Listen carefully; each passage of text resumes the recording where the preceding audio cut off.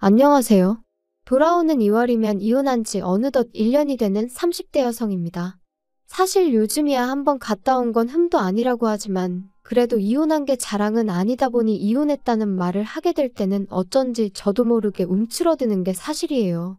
하지만 돌이켜 생각해보면 남편과 결혼 생활을 이어가던 때보다 오히려 지금이 훨씬 풍요롭고 행복하기에 후회는 없습니다. 남편하고 저는 친구 소개로 알게 되었어요. 좀 더 구체적으로 말하자면 그날은 제 고등학교 동창의 생일이었는데 그 친구가 워낙 마당발이거든요.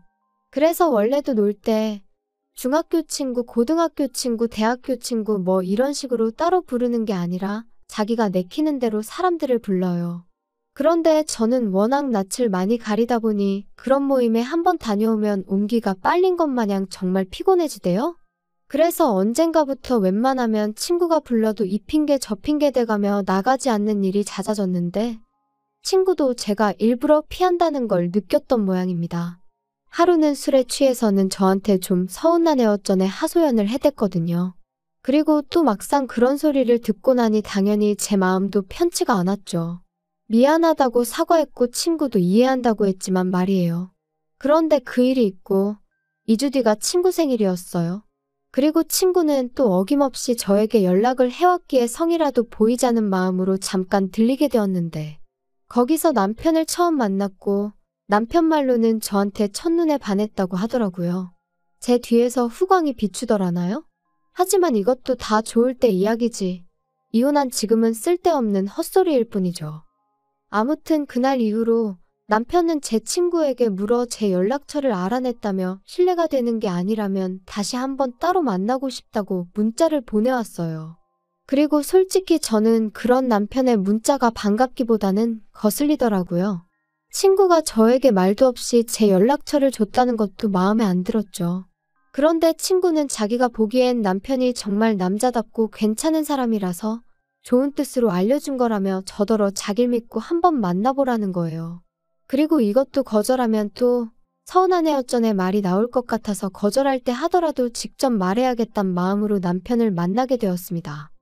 하지만 상황은 제 예상대로 흘러가지 않았어요.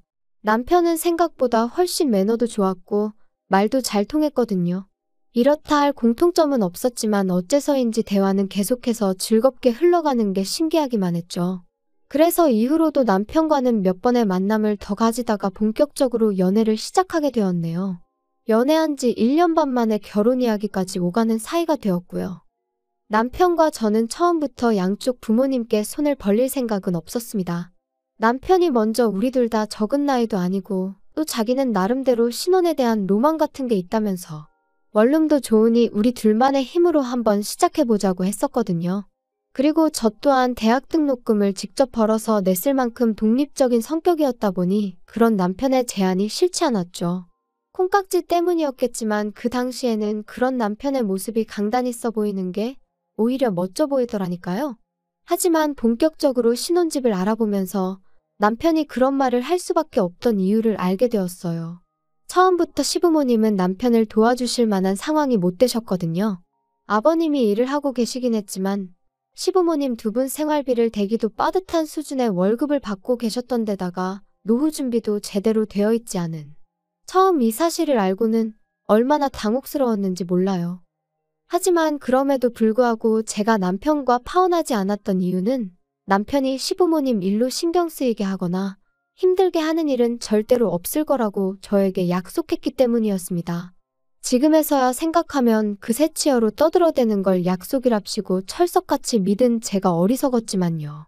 아무튼 시부모님 또한 저를 아가야 아가야 부르시며 복덩이니어쩌니 해대셨으니 가진 건 없으셔도 저를 진심으로 아껴주실 좋은 분들이라고 생각했어요.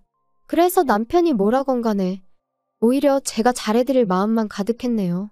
어머님에게도 남편보다 2살 어린 저와는 동갑내기인 딸이 있었고 저에게도 사랑하는 친정어머니가 계셨지만 그와는 상관없이 모녀 사이처럼 가까이 지내고 싶었죠. 그런데 갑갑한 상황은 그게 다가 아니었어요. 신혼집 계약을 앞두고 막상 남편 재정 상황과 제 재정 상황을 오픈하니 남편이 말한 8천은 어디 가고 4천밖에 없었거든요. 저는 1억 2천을 모아둔 상황이었는데 말이죠.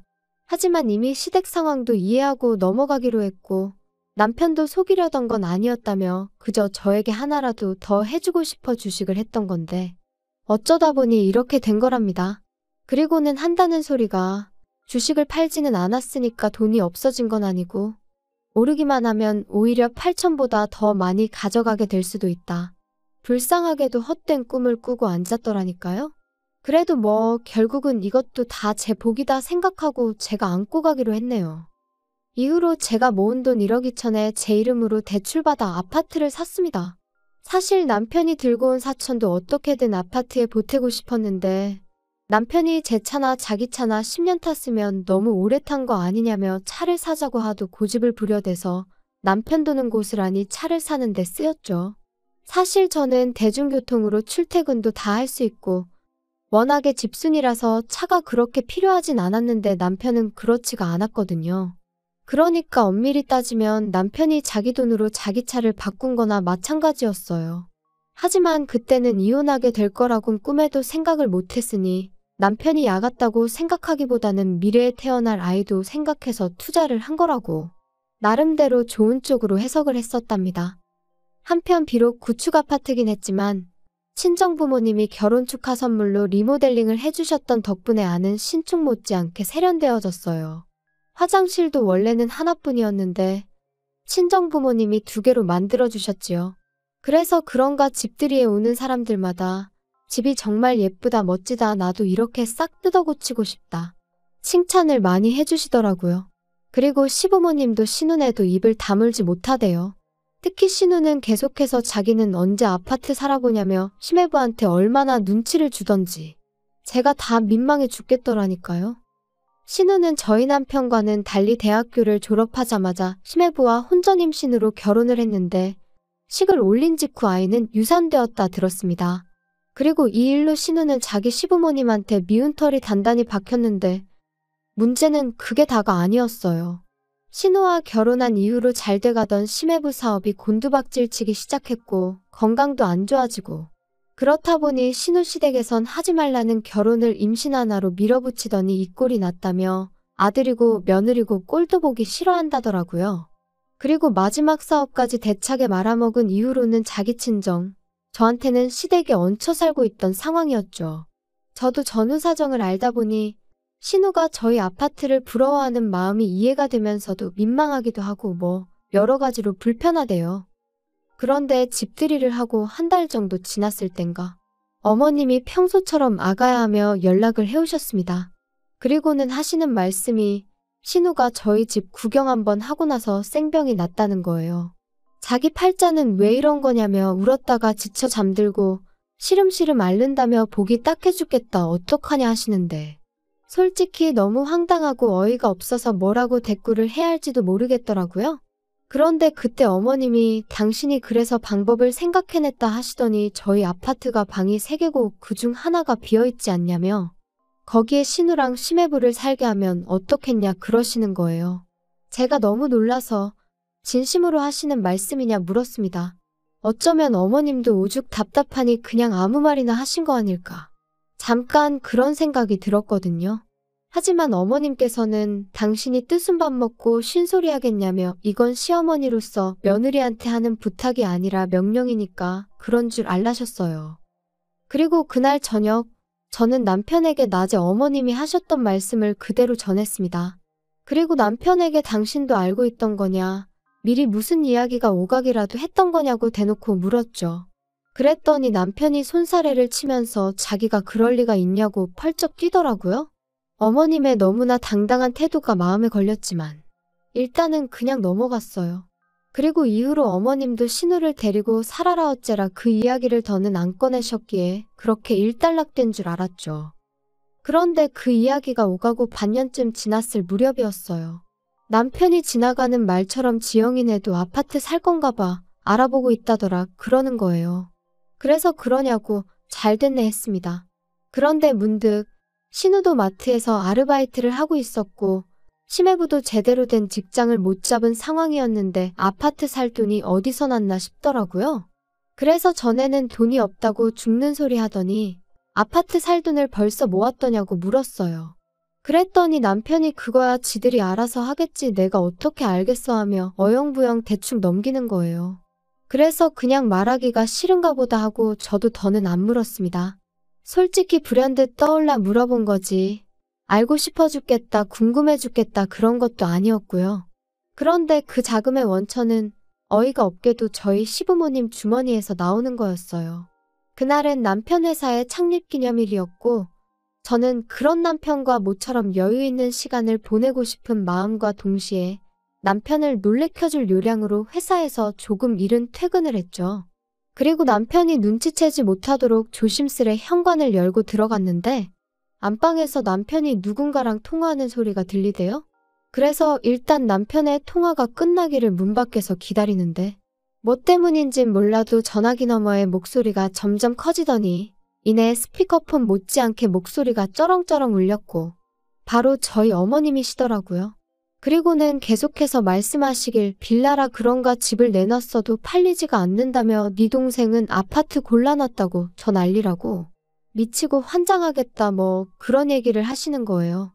남편도 그러니까 왜 어머니 아버지 집을 팔아서 걔 아파트를 해주냐고 짜증을 내고 어디까지 듣고 있어야 되나 그런 생각이 들던 찰나에 누군가 저에게 전화를 걸었는지 제 핸드폰이 울렸습니다. 그러자 남편이 허둥지둥 어머님과의 통화를 끝내며 저더러 언제 왔냐는 거예요. 그리고 순간 저는 이걸 들은 티를 내야 되나 말아야 하나 싶다가 안 들은 척하기엔 스스로 좀 음흉스러운 기분이 들어 남편에게 방금 한 이야기가 다 뭐냐고 단도직입적으로 물었습니다. 그랬더니 남편이 한숨을 푹푹 내쉬며 하는 말이 신우가 아파트 사달라고 어머님 아버님을 달달 볶았나 보다고 그래서 두 분이 당신들 집을 팔아 1억을 주기로 하셨다나요? 어이가 없어서 그럼 시부모님은 어디 가서 사시려는 거냐고 물었더니 남편이 하는 말이 자기도 모른답니다. 어머님이 갈 때는 정해져 있으니 걱정하지 말라고만 말씀하셨다고요. 그리고 며칠 뒤 남편이 어머님한테 이야기를 한 건지 어머님이 너도 이제 다 알지 않냐며 연락을 해오셨어요. 그리고는 그 일로 할 이야기가 좀 있으니 저희 집에 오시겠다 하시더라고요.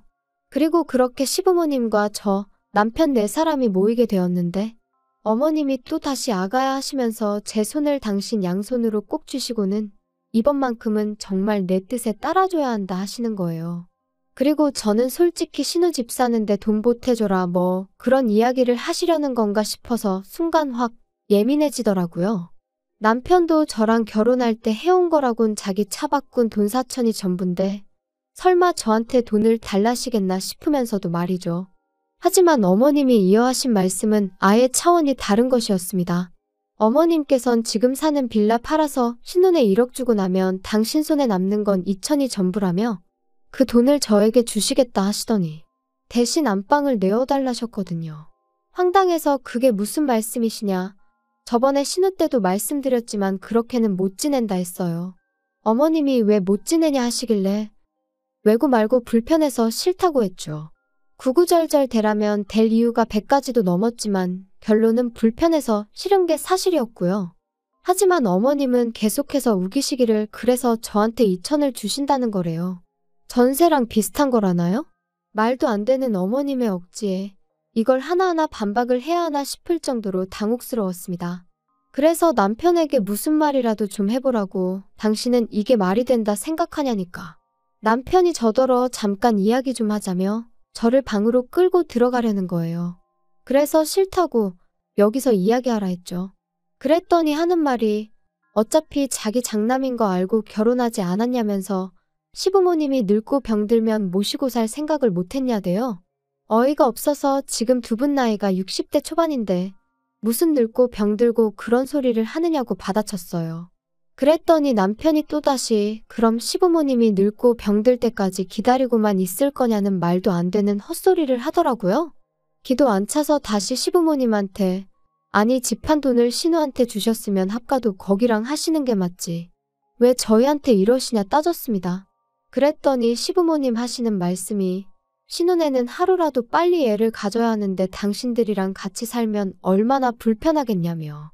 그리고는 급기야 저더러 이 집은 방이 3개지만 신혼에는 돈이 없어 방 2개짜리밖에 못 간다고 그렇게 꼭 후벼파야 속이 시원하냐고 소리를 지르시더라고요.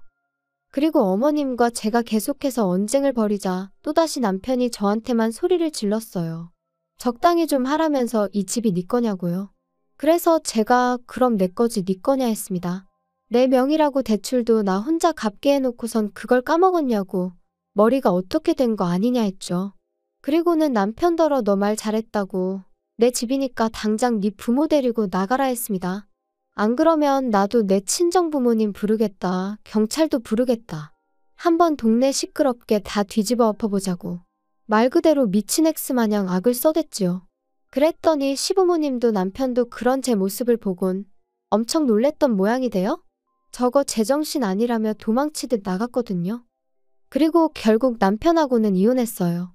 남편은 위자료니 뭐니 헛소리를 해댔지만 제가 뭘 잘못한 게 있어야 위자료도 주는 거지. 그래서 저는 남편더러 내가 너한테 받아내지 않는 걸 감사하게 생각하라며 네가 네 돈 주고 산 차는 안 뺐을 테니 그거나 먹고 떨어지라 했네요. 그리고 그렇게 한 달 만에 남남이 되어버렸습니다. 결혼에 이르기까지는 2년이 넘는 시간이 걸렸는데 이혼은 그 시간에 10분의 1도 걸리지 않는다는 게 새삼 우습더라고요. 한편 신우의 성화에 결국 시부모님은 빌라를 파셨고 신우네는 원하는 대로 아파트에 들어간 모양이에요. 그런데 그 이후로 지금까지 금리가 장난 아니게 올랐잖아요.